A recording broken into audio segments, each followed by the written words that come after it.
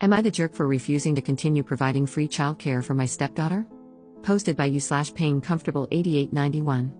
I participated in a work program with the local clerk of court's office when I was in high school. They hired me after I graduated, and I reached 30 years of service before I turned 50. With 30 years of service, you can receive your full pension at any age. I worked until my first grandchild was born, then retired to be grandma daycare. I have 5 grandchildren, an 8-year-old boy from my stepson, a 7-year-old boy from my son, a 5-year-old girl, and an 18-month-old boy from my daughter. I babysat all of them without issues or complaints. I still care for the 18-month-old Monday through Friday and watch the older ones during the summer and school holidays. My stepdaughter and her boyfriend have been non-stop drama since before their baby was born. When she was 10 weeks pregnant, they gave me a 3-page list of rules for babysitting. They said if I didn't sign it, I wouldn't be allowed to babysit. I told them I understood their need to do what was best for their baby and assured them there would be no hard feelings if they made other childcare arrangements. Some rules were almost understandable, but most were downright ridiculous, and none of them were going to work for me.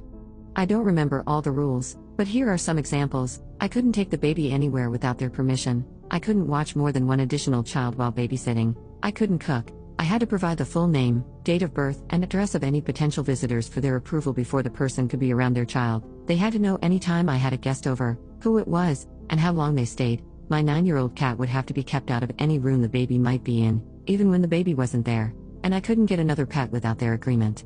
When she was 7 months pregnant, they returned with revised rules in an attempt to compromise.